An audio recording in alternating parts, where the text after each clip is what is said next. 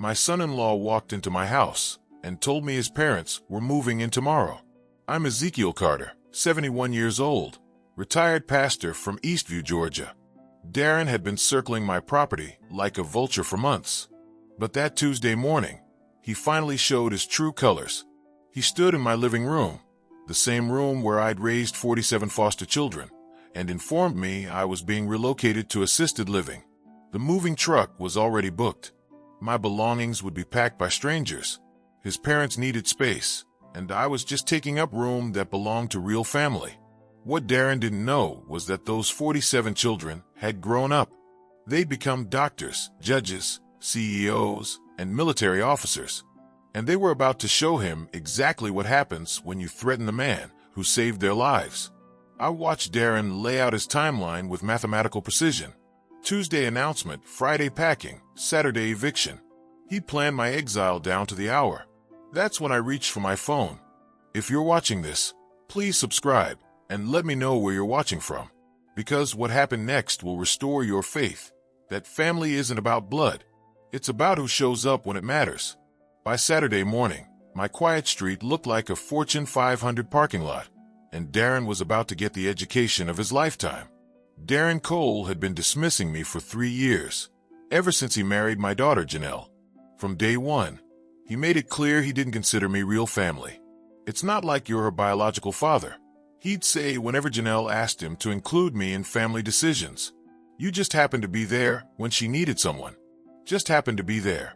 Like raising a traumatized 7-year-old girl for 11 years was some kind of accident. Darren saw what he wanted to see.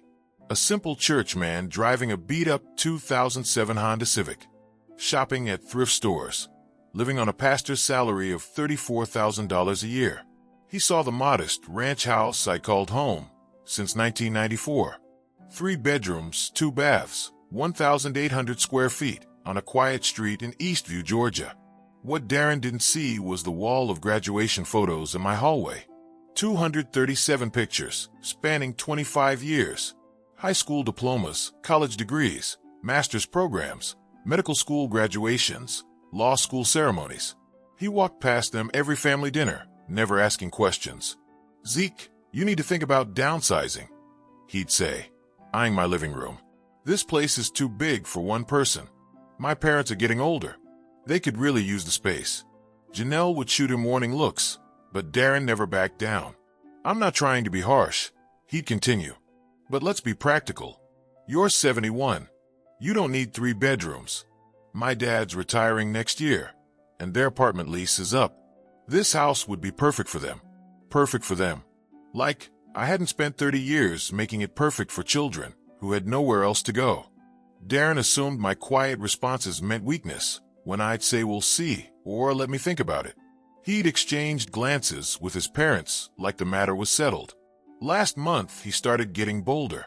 "Janelle is not even your real daughter," he said during Sunday dinner. "When you pass away, this house should go to actual family members who can appreciate it." Janelle went pale. "Darren, stop. I'm just being realistic. Your foster dad did his good deed, but biology matters. My parents raised 3 kids of their own. They understand what real family means." That night, Janelle called me crying. "Dad, I'm so sorry. I don't know what's gotten into him. Dad," she'd been calling me that for 24 years. "Don't apologize for him, honey.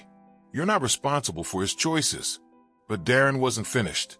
2 weeks ago, he showed up unannounced with a real estate brochure. "I found you the perfect senior living community," he announced, spreading glossy photos across my kitchen table. "Seg Gardens. It's only 15 minutes from the church. They have activities, meal plans, everything you need." "I'm not interested in moving, Darren. Come on, be reasonable. You're rattling around in this big house by yourself. My parents could take over the mortgage payments, handle the maintenance. It's a win-win." I looked at those brochures for assisted living facilities, tiny studio apartments, shared dining rooms, activity schedules. Darren saw a worn-out old man ready to fade away quietly. He had no idea he was talking to someone who'd fought battles he couldn't imagine, who'd saved lives he'd never know about, who'd built something far more valuable than he could comprehend. "I'll think about it," I said. Darren smiled like he'd already won. That's when I knew it was time to make those phone calls, because Darren was about to learn the difference between being alone and being surrounded by family. He was about to discover what 47 children look like when they grow up, and he was about to find out what happens when you threaten the man who saved their lives. But first, he had one more move to make. What Darren didn't understand was that this house wasn't just my home. It was the heart of something much bigger than he could imagine. Since 1994, 47 children had walked through that front door. Some stayed for months, others for years. Every single one left knowing they were loved, wanted, and capable of greatness. The living room where Darren wanted to put his parents' recliners. That's where Aaliyah Green did her homework every night for 4 years. She'd been placed with me at age 13 after aging out of 3 different homes. Nobody wanted a teenager with anger issues and failing grades. Last year, she finished her residency in pediatric surgery at Children's Healthcare of Atlanta, the kitchen where Darren's mother planned to cook her Sunday roasts. That's where Malcolm Reed learned to make pancakes at age 9. He'd come to me after his birth parents' parental rights were terminated. He was so scared of men that he hid in closets for the first month. Today, he's a federal judge in Washington, D.C. The master bedroom Darren thought would be perfect for his parents. That's where Monique Harris recovered from the pneumonia that almost killed her at age 12. She'd been in the system since age 5, bouncing between homes, never finding anyone willing to deal with her medical needs. She's now the CEO of a tech company worth $40 million. Every room held memories Darren couldn't see. Every corner represented a life transformed, a future saved, a child who learned they mattered. But it wasn't just about the past. This house was still active, still serving its purpose. 3 months ago, I'd received an emergency placement. 8-year-old Emma Chen, whose parents had died in a car accident. She had no relatives able to take her, and the state needed a temporary home while they searched for a permanent family. She was sleeping in what Darren called the spare bedroom. To her, it was the first place she'd felt safe since losing her parents. If I give up this house, I thought, where does Emma go? Where do future children go when they need sanctuary? Darren saw empty rooms that his parents could fill. I saw a lifeline that had saved 47 lives and was still saving more. The financial stakes were clear, too. My 30-year mortgage was almost paid off. Only $18,000 remaining on a house, now worth $280,000. Darren's parents would essentially be getting a $4 million asset for the cost of 18 months' rent. But the real stakes went deeper than money. For 30 years, this house had been the gathering place for my family. Every Christmas, every Thanksgiving, every graduation party, every wedding celebration, they all happened here. The kids who'd grown up and moved away still came home to this address. Last Christmas, 23 of my adult children had made the trip to Eastview. Doctors flew in from Seattle. Lawyers drove down from Chicago. Teachers came from California. The house was packed with successful adults who still called me Dad, who still considered this their family home. Darren wanted to erase all of that for his parents' convenience. There was another dimension Darren couldn't see, my foster care license. Georgia had granted me an emergency placement license that allowed me to take children on short notice, like Emma. That license was tied to this specific address, to this house that had been inspected and approved countless times over 3 decades. If I gave up the house, I'd lose the license. No more emergency placements. No more sanctuary for children who desperately needed one. Darren was asking me to abandon my calling, shut down a 30-year mission, and displace a traumatized 8-year-old girl. Also, his parents could have a bigger living room. The emotional stakes were the heaviest of all. Janelle had been my first adoption. Her birth parents had lost custody when she was 7, and she'd spent 6 months in emergency foster care before coming to me. She'd been so damaged by neglect and abuse that she barely spoke for the first year. I'd spent 11 years proving to her that she was worthy of love, that she mattered, that someone would fight for her no matter what. Now her husband was telling her that our bond meant nothing, that blood was the only thing that counted, that I was disposable. If I backed down, if I let Darren's dismissal stand, what would that tell Janelle? What would it tell all my children? That everything we'd built together was meaningless? That love and commitment were just temporary conveniences. The stakes weren't just about keeping a house. They were about protecting a legacy, defending a family, and proving that some things are too precious to surrender without a fight. Darren thought he was dealing with a weak old man who'd roll over when pressured. He was about to learn how wrong he was. October 15th arrived like any other Sunday. Janelle had invited Darren's parents over for dinner after church, and I prepared my usual pot roast with vegetables from my small garden behind the house. Darren's father, Samuel Cole, was a decent man, a retired insurance adjuster who'd worked 40 years for the same company. His mother, Doris, had been a school secretary before her arthritis forced early retirement. They weren't bad people, just folks who'd raised their children to believe that biological family came first. We were sitting around my dining room table when Darren decided to make his move. "Dad, Mom," he said, addressing his parents, "I've been talking to Zeke about his housing situation." Janelle tensed immediately.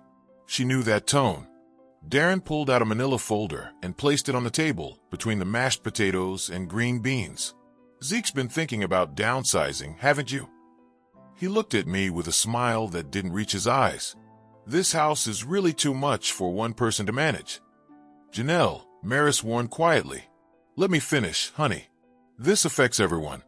Darren opened the folder and spread out documents like he was presenting a business proposal. "I've done some research on senior living communities. There are several excellent options within 15 minutes of here." Samuel Cole shifted uncomfortably. "Son, we never asked." "You don't have to ask, Dad. Family takes care of family." Darren's voice carried that tone he used when explaining obvious things to slow people. "Zeke understands the situation. He's lived here alone for 3 years since his last foster placement ended. It's time for practical decisions." I watched him lay out brochures for assisted living facilities. Sunset Gardens, Golden Years Community, Peaceful Meadows Retirement Village. Each one featured smiling elderly people playing chess, doing crafts, eating institutional meals in cheerful dining rooms. "The beauty of this arrangement," Darren continued, "is that everyone benefits. Zeke gets the care and social interaction he needs. You two get a beautiful home with 3 bedrooms, 2 baths, and no mortgage payments. The house stays in the family." He paused at that last phrase, letting it sink in. "The house stays in the family. Real family," his tone implied. Janelle's fork clinked against her plate. "Darren, we haven't discussed this." "We don't need to discuss it, sweetheart. Sometimes adults have to make difficult decisions." Darren turned to his parents. "I've already contacted Sunset Gardens. They have availability next month." Doris Cole looked across the table at me with genuine concern. "Ezekiel, is this what you want? You've been in this house for 30 years. Before I could answer, Darren jumped in. "He's been thinking about it for months, Mom. Haven't you, Zeke?" His eyes dared me to contradict him. "Face facts. You're not Janelle's real father. When you're gone, this house would naturally go to her and then to us. We're just expediting the process while everyone can benefit." The silence that followed was deafening. Janelle's face went white. "Darren, how dare you?" "How dare I? What? Tell the truth?" Darren's mask was slipping now, revealing the arrogance underneath. "I'm not trying to be cruel, but let's be realistic. Zeke did a nice thing taking you in, but that doesn't make him family. Blood makes family. Biology makes family. Real parents who sacrifice for their biological children make family." Samuel Cole cleared his throat. "Son, that's not Dad, please. I'm handling this." Darren turned back to me with the patience of someone explaining simple concepts to a child. "Zeke, you raised Janelle and we're grateful. But she's married now. She has a real family to think about. My parents are getting older. They need help. You need care. It's perfect timing." I set down my fork and looked at this man who'd been sitting at my table for 3 years, eating my food, celebrating holidays in my home, benefiting from my hospitality while planning to take it all away. "Darren," I said quietly, "when you say real family, what exactly do you mean?" He blinked, surprised by the question. "I mean people who are actually related, people with shared genetics, natural family bonds." "I see. And the people in those pictures on my wall, the graduates, the wedding photos, the Christmas cards from 23 states, they're not real either. They're nice memories, Zeke, but they're not family. They were temporary placements. You did your good deed, but now it's time to think practically. Janelle stood up abruptly. I can't listen to this. Sit down, honey. Let the adults finish talking. Darren didn't even look at her. His focus remained on me. Zeke, I prepared the paperwork. The moving truck can be here Tuesday morning. Sunset Gardens is expecting you Wednesday. Clean, simple transition. The moving truck, I repeated slowly. Tuesday at 9 a.m. I've already booked it. Darren smiled like he'd just solved everyone's problems. 3 days should be enough time to pack what you want to keep. The furniture can stay with the house. That's when I realized Darren hadn't just planned this conversation. He'd orchestrated the entire takeover. He'd already made decisions about my life, my home, my future without once asking what I wanted. He'd assumed I was too old, too weak, too unimportant to resist. I signed every report card for 12 years, I said quietly. Darren shrugged. That doesn't make you family. Blood does. I looked at this man who just dismissed 30 years of my life, 47 children I'd raised, and the love I'd poured into his wife. Then I smiled. I understand completely, Darren. Let me make some phone calls. The slight satisfaction in Darren's eyes told me everything I needed to know. He thought he'd won. He had no idea what was coming. After dinner, Darren and his parents left with smug satisfaction. They'd accomplished their mission, or so they thought. The moving truck was scheduled, the assisted living facility was expecting me, and the house transfer seemed inevitable. Janelle stayed behind, pacing my living room like a caged animal. Dad, I'm so sorry. I had no idea he was planning this. Tears streamed down her face. I can't believe he said those things about you, about our family. It's not your fault, sweetheart, but it is. I married him. I brought him into our lives. And now he's trying to take away everything that matters to you. I hugged my daughter, my real daughter, adoption papers or not, and felt her shoulders shake with anger and grief. Don't worry about Darren, I said. He doesn't understand what he's dealing with. What do you mean? I walked to my desk and opened the bottom drawer, the one I usually kept locked. Inside were business cards, letters, photographs, and documents that Darren had never bothered to examine. Remember Dr. Rodriguez? Janelle's eyes brightened slightly. Amanda, of course. She lived with us for 4 years. I handed Janelle a business card. Dr. Amanda Rodriguez, pediatric surgery, Children's Healthcare of Atlanta. The card was expensive, thick stock, embossed lettering, the kind that announced serious professional status. She sent this last month with her Christmas card. She wanted me to have her direct number in case I ever needed anything. I pulled out another card. Judge Malcolm Reed, Federal District Court, Washington, D.C. Janelle's eyes widened. Malcolm, little Malcolm, who used to hide in closets. 26 years old now. Youngest federal judge in Georgia history. Another card joined the pile. Monique Harris, CEO, Horizon Tech Solutions. The business cards kept coming. Dr. Stephen Murphy, orthopedic surgeon, Seattle General Hospital. Professor Janet Richardson, Harvard Law School. Detective Lieutenant Carlos Santos, Dallas Police Department. Captain Maria Gonzalez, United States Air Force. Dad, Janelle whispered, what are all these? Christmas cards, sweetheart. Thank you notes, graduation announcements, wedding invitations, 47 successful adults who still send me updates about their lives. I opened a folder filled with photographs, graduation ceremonies, wedding pictures, family portraits featuring children and grandchildren I'd never met, but who'd been told stories about their grandpa Zeke. Look at this one. I handed Janelle a photo from last Christmas. 23 adults crowded into my living room, all wearing matching t-shirts that read Team Carter. They had these made special for our family reunion. Janelle stared at the photo with growing amazement. I remember some of these faces, but they all looked so successful, professional. Success was always the goal. Every child who came through that door was told the same thing. You matter. You're capable of greatness, and education is your ticket to anywhere you want to go. My phone rang. I glanced at the caller ID. Dr. Rodriguez. Answer it, Janelle urged. Amanda, sweetheart, how are you, Dad? Her voice carried the same excitement it had when she was 15 and got an A on a difficult exam.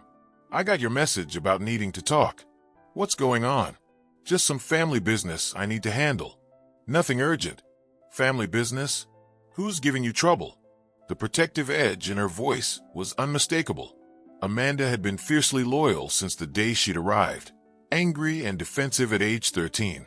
My son-in-law thinks it's time for me to move to assisted living. The silence on the other end was ominous. He thinks what? He's arranged everything. Moving truck Tuesday, new apartment Wednesday. Dad, do you want to move? Not particularly. Another silence. Then give me his name and number. I need to have a conversation with this man. That's not necessary, Amanda. I can handle Dad. Her voice carried the authority of someone accustomed to making life and death decisions in operating rooms. Give me his information and call Malcolm and Monique. This requires immediate attention. After I hung up, Janelle looked at me with a mixture of awe and apprehension. Dad, what just happened? I think Darren's about to get an education in what real family looks like. The following Wednesday was our church's monthly potluck dinner. First Baptist Church of Eastview had been my spiritual home for 30 years, and these gatherings were always special to me. 40-plus members of our congregation would bring covered dishes and gather in the fellowship hall to share food and stories. Darren knew how important these events were to me. That's exactly why he chose this moment for his most brutal attack. I was serving green bean casserole to Mrs. Peterson from the third pew when Darren walked in with his parents. They'd never attended a church function before, but tonight they looked like they were on a mission. Darren wore his best suit and carried a manila folder, the same folder from Sunday dinner, but thicker now. His parents flanked him like backup singers, their faces set with grim determination. Attention everyone, Darren announced, his voice cutting through the friendly chatter. I have an announcement to make. The fellowship hall fell quiet. 43 people turned to look at this man who'd interrupted their meal. Pastor Coleman, who'd succeeded me after my retirement, stepped forward with concern. Darren, is everything all right? Actually, Pastor, I'm glad you're here. This concerns the whole congregation. Darren opened his folder with theatrical flourish. As many of you know, Ezekiel Carter has been living alone for several years now. At 71, he's reached the point where he needs professional care. Murmurs rippled through the room. I saw confusion on familiar faces, people who'd known me for decades, who'd watched me raise child after child, who'd never seen any sign of declining health or mental capacity. Now, I know this is difficult to discuss, Darren continued, his voice dripping with false sympathy. But sometimes families have to make hard decisions. Zeke's been generous with his time and his home, but it's time for real family to step up. Mrs. Henderson, who taught Sunday school for 40 years, raised her hand tentatively. Darren, dear, Zeke seems perfectly capable of managing his own affairs. Ma'am, with respect, you see him for a few hours on Sundays. I live with this reality every day. Darren pulled out documents, medical brochures, assisted living pamphlets, legal papers I'd never seen before. My parents need housing. Zeke needs professional care. It's the perfect solution. Samuel Cole shifted uncomfortably. Son, maybe this isn't the right venue. Dad, please. The church community needs to understand the situation. Darren's voice grew stronger, more confident. He was feeding off the audience's attention. For 3 years, I've been watching Zeke struggle with basic household maintenance, bill paying, social isolation. He's been living in a 3-bedroom house by himself, holding on to space that could benefit a real family. That phrase again, real family. Deacon Miller, a man who'd known me since I first arrived in Eastview, stood up slowly. Darren, I'm confused. Zeke serves on 3 church committees. He teaches Bible study every Wednesday. He volunteers at the food bank. What exactly are you seeing that we're not? Darren smiled like a teacher addressing a slow student. Respectfully, sir, you're seeing what Zeke wants you to see. The truth is, he's no longer Janelle's legal guardian. His foster care days are over. He served his purpose, and now it's time for him to step aside gracefully.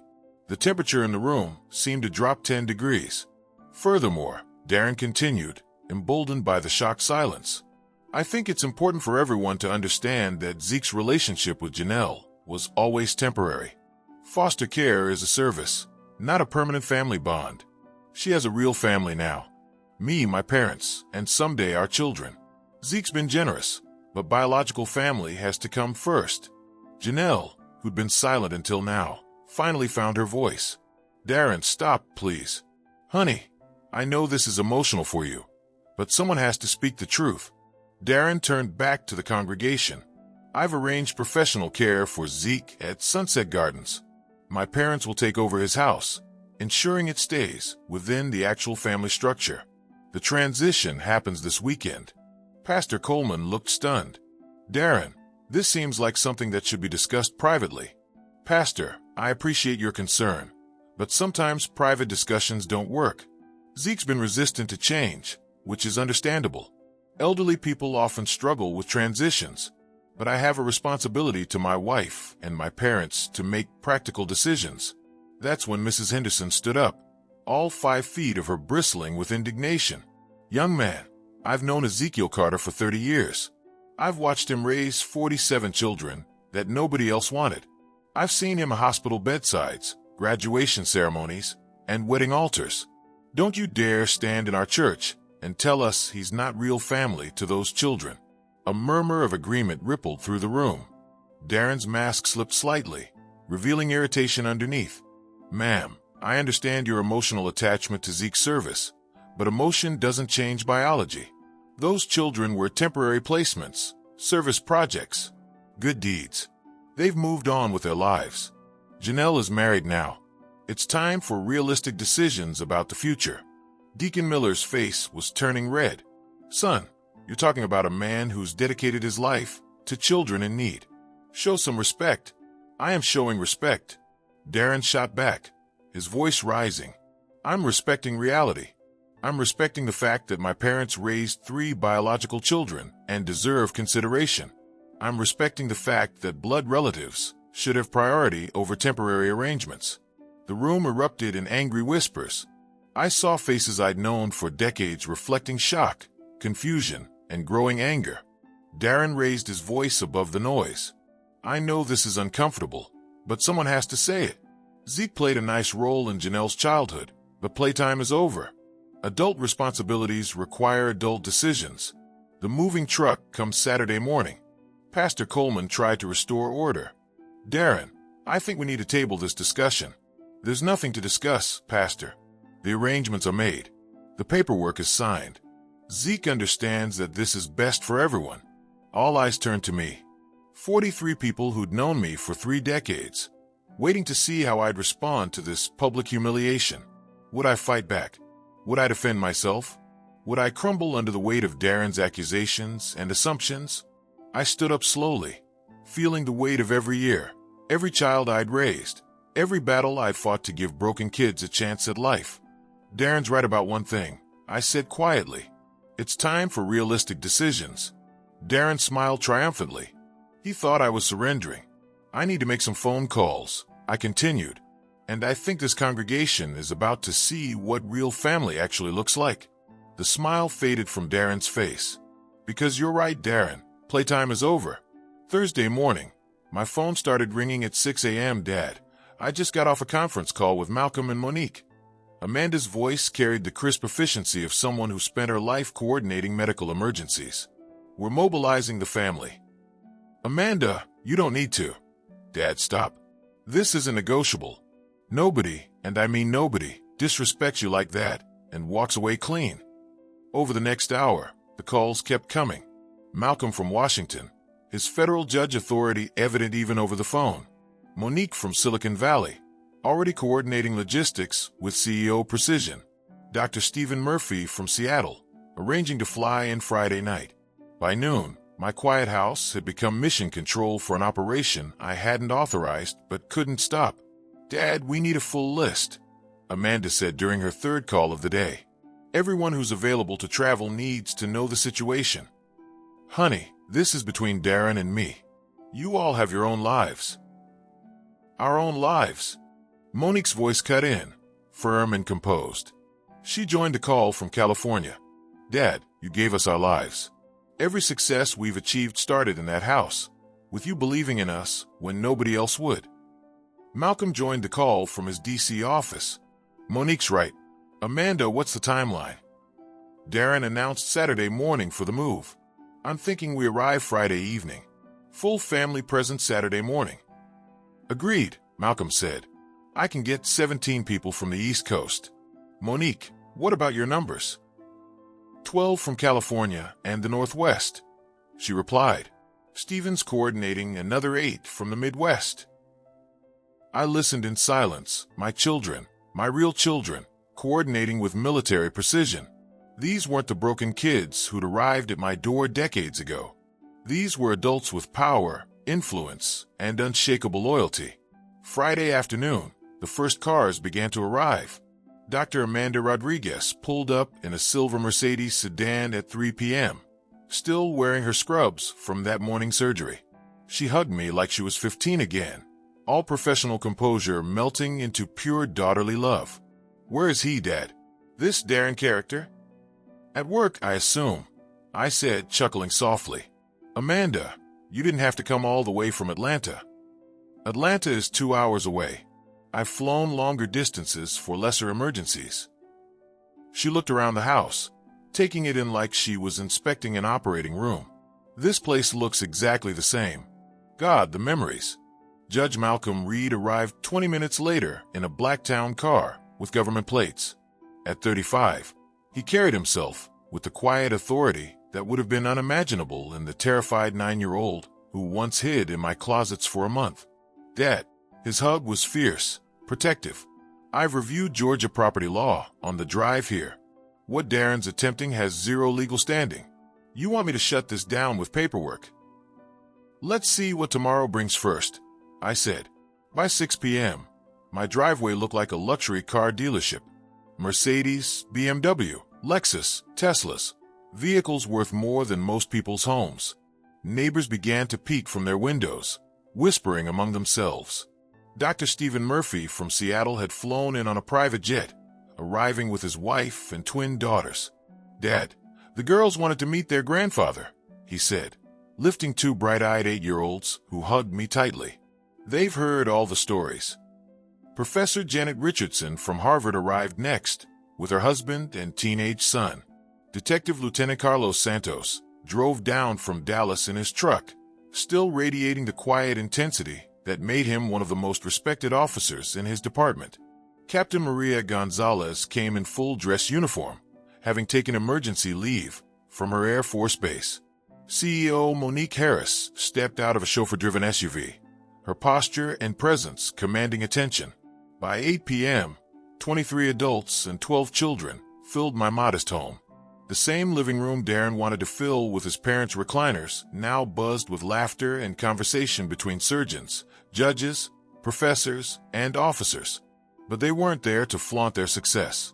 They were there because of love. Remember when Dad made us learn how to change a tire? Carlos laughed, pointing toward the driveway. I was 16 and convinced I'd never need that skill. He said independence starts with not depending on others for simple things, Amanda added. Malcolm smiled. Same with budgeting. Every Friday night, financial literacy lessons at the kitchen table. You can't build wealth if you don't understand money. Monique pulled out her phone and showed photos of her company's headquarters. Dad, I named the main conference room after you. The Ezekiel Carter Innovation Center. Your words, believe in the impossible, are mounted in bronze on the wall. My heart swelled as I looked around the room. These weren't just successful people, they were living testaments to the power of love, discipline, and faith. Janelle moved through the crowd, her eyes shining. She remembered many of these faces from her childhood, but seeing them as powerful adults was overwhelming. Patricia, sorry Monique, I can't believe you run a company worth $40 million. Monique smiled softly. Dad always said we were capable of greatness. He just made us believe it ourselves. Dr. Murphy examined the photo wall Darren had always ignored. Dad, you should have seen the hospital when I told them why I was taking leave. 3 doctors offered to come support you. You've got grandkids across the country who consider this house sacred ground. As the evening went on, the conversation shifted. So, what's the plan for tomorrow? Amanda asked. Malcolm leaned forward, his eyes sharp. Simple. Darren expects to find a weak-old man ready to surrender his house. Instead, he's going to find 47 successful adults who consider that man their father and this house their home. What time did he say the moving truck would arrive? Monique asked. 9 a.m., I said. Captain Gonzalez glanced at her watch. Perfect. We'll be in position by 8:30. Full family presence, professional attire, peaceful but powerful. Carlos nodded. No threats, no drama. Just the truth, standing in his driveway. The truth being? Janelle asked softly. Malcolm met her eyes.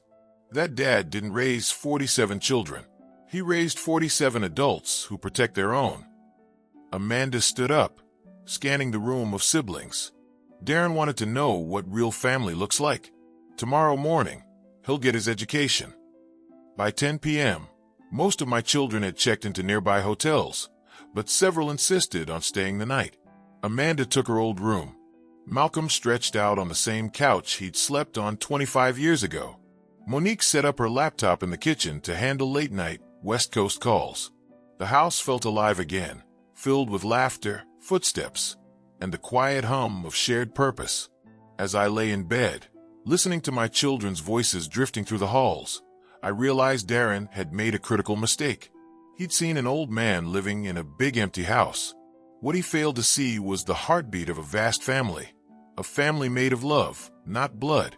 Doctors, judges, CEOs, officers, and educators, all bound by shared faith and a man who refused to give up on them. Tomorrow morning, Darren would learn the difference between being alone and being surrounded by family. Tomorrow, he'd see what 47 grown children looked like when they stood together. Tomorrow, he'd find out what happens when you threaten the man who saved their lives. Saturday morning dawned crisp and golden. I woke at 5:30 to the smell of coffee and bacon. Amanda was already in the kitchen, humming gospel tunes as she flipped pancakes. "Big day, Dad," she said, handing me a steaming mug. "You ready for this?" I looked out the window and smiled.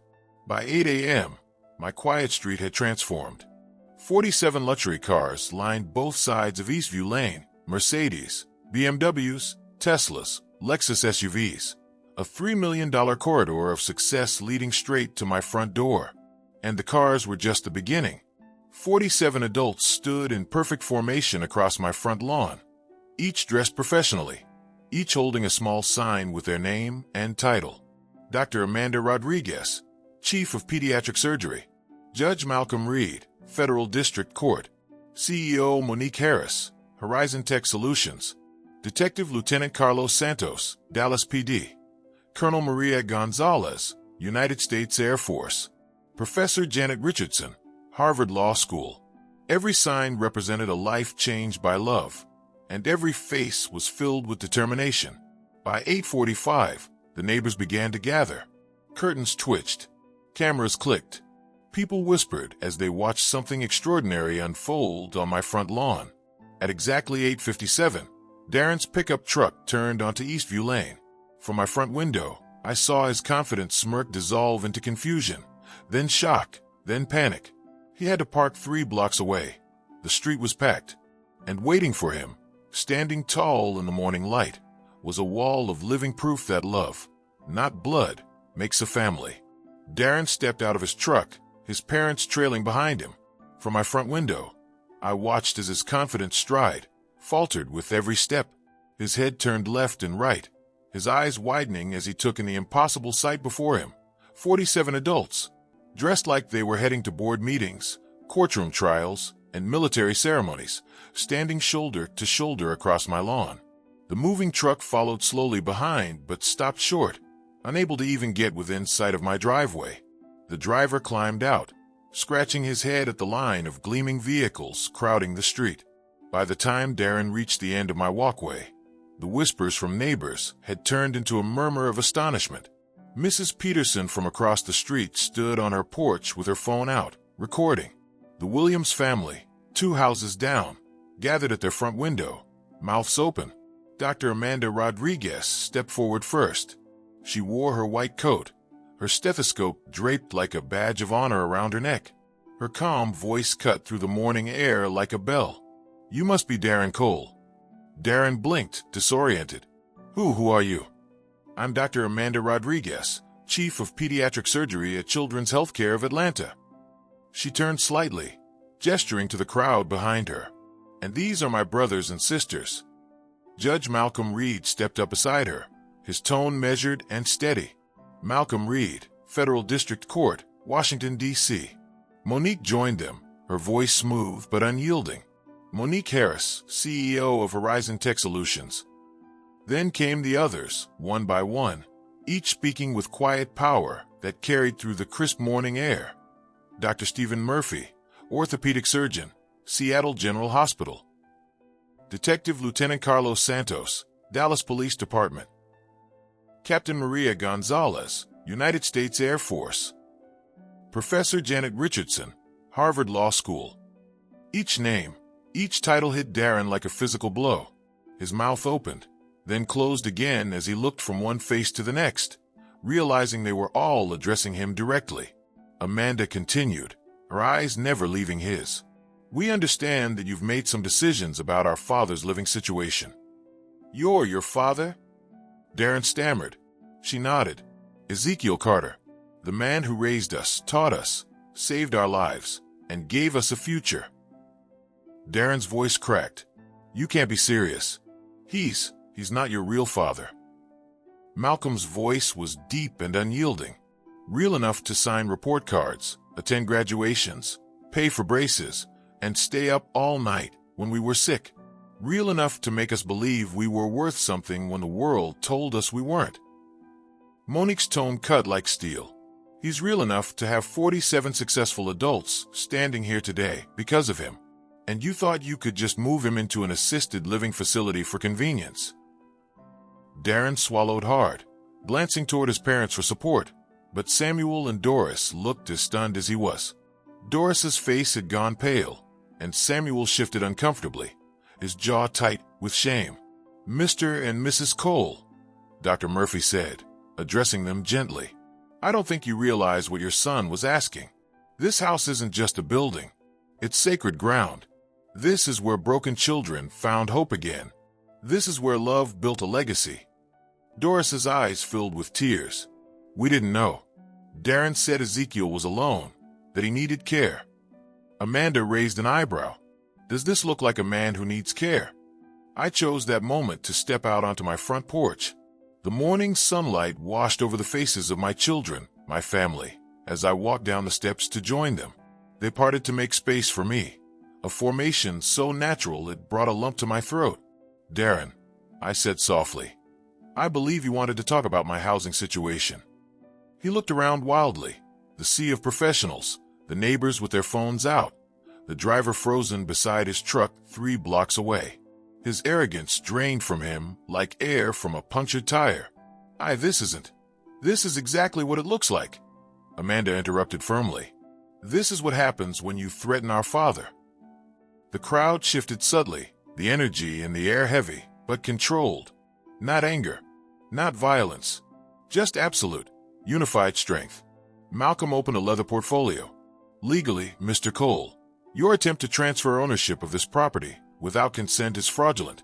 You have no standing, moral or legal, to make decisions about Mr. Carter's residence. Darren's voice was small. I was just trying to help. He's old. He's alone. Monique stepped forward. Alone. You're looking at 47 living, breathing examples of what it means to not be alone. We are his family. We are his legacy. But, Darren stammered. Janelle, she's my wife. This is a family matter. Amanda smiled coldly. You're absolutely right. This is a family matter, which is exactly why we're all here. She spread her arms, encompassing the entire group. 47 children, 12 grandchildren, 3 great-grandchildren, and every one of them calls this man Dad. The murmurs from the gathering neighbors grew louder, some clapping quietly, others filming outright. Colonel Gonzalez stepped forward in full uniform, her medals glinting in the sun. You talk about real family, Mr. Cole. Real family stands by you when the world turns its back. Real family fights for you when others walk away. Real family doesn't throw you out for convenience. Darren's parents looked mortified. Doris whispered, "Robert, oh Lord, what have we done?" Dr. Murphy turned to them.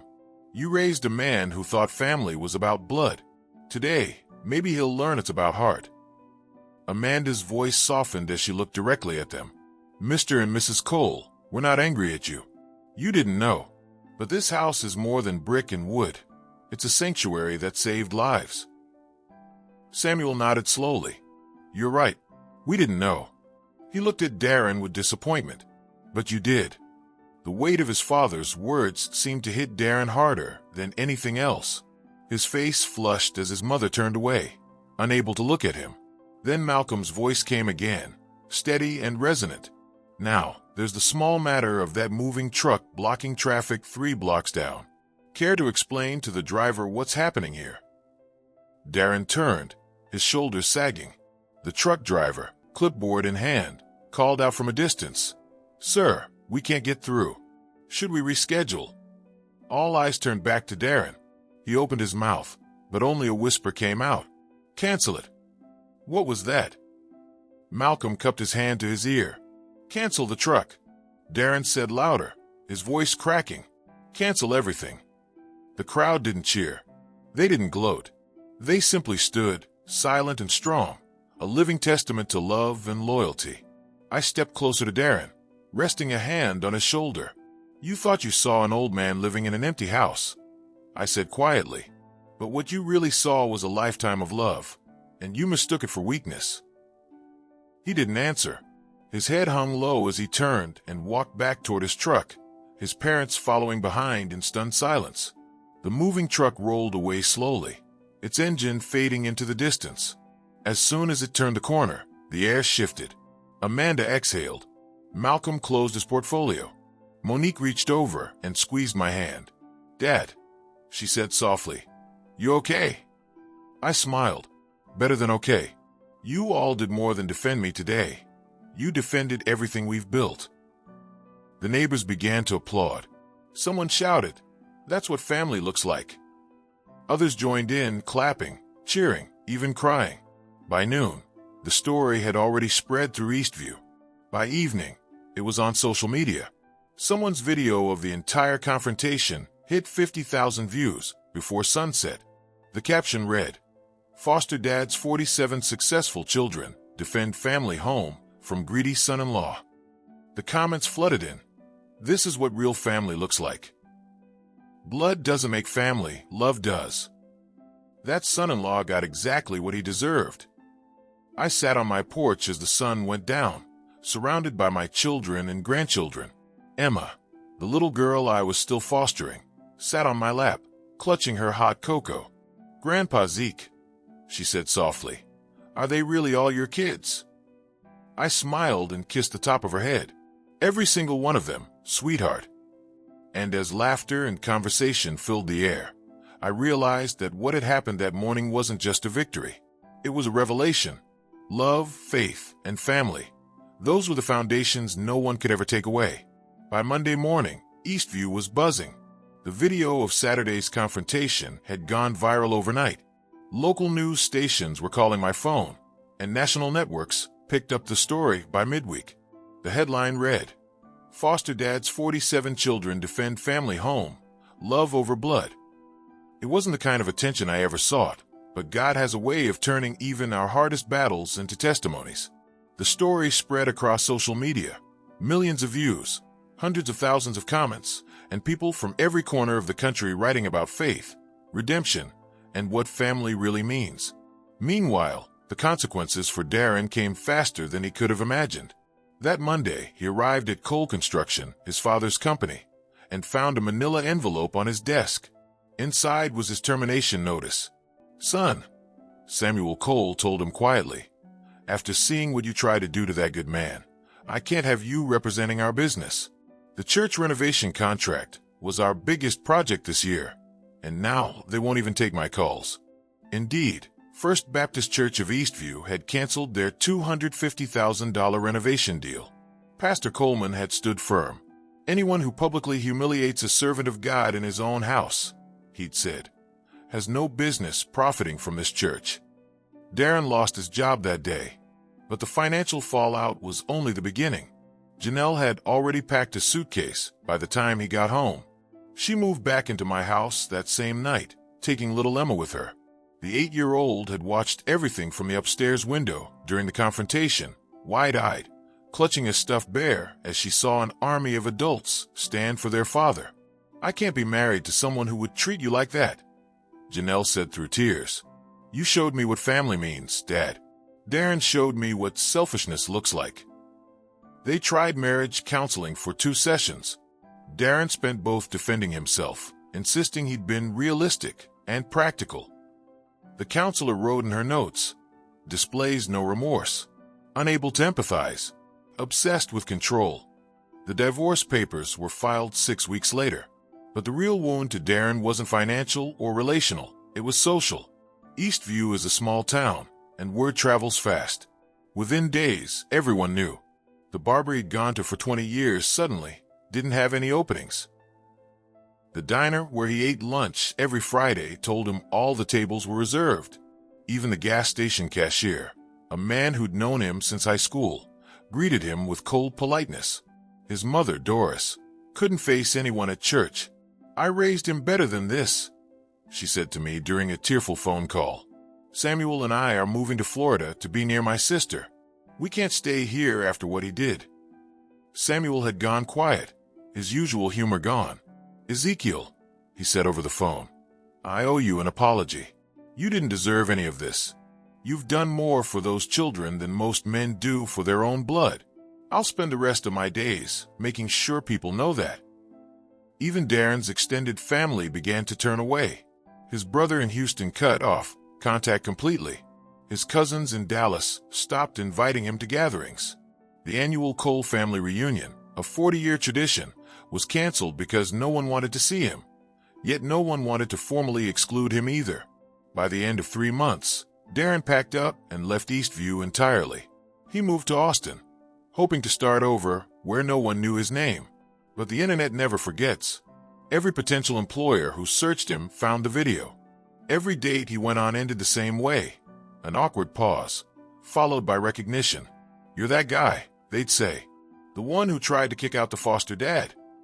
Meanwhile, the blessings on my side were more abundant than I could have dreamed. Donations started pouring into the Eastview Foster Care Fund, a program I'd helped build years earlier. Within 2 weeks, over $100,000 had been raised. Local families began signing up to become foster parents, saying our story inspired them. The county reported the highest number of new foster applications in a single month in its history. At church, every Sunday felt like a celebration.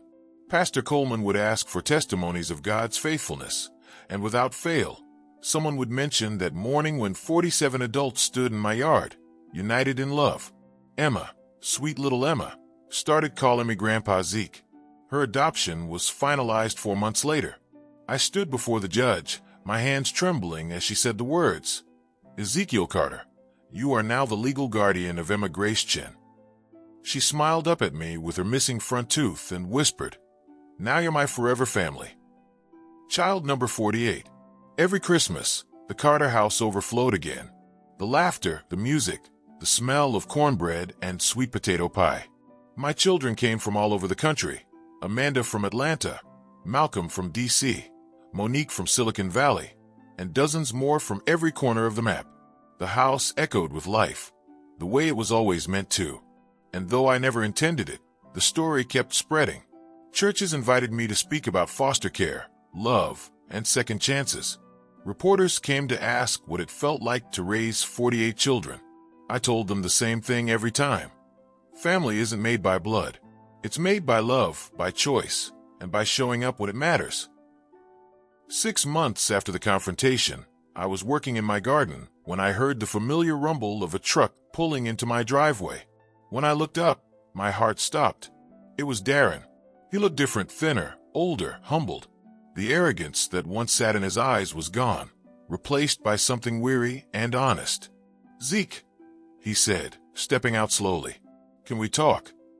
I set down my shears and wiped my hands on my jeans. "What's on your mind, son?" He swallowed hard. "I owe you an apology, a real one." He hesitated, voice trembling. I was wrong about everything. About family, about you, about what matters.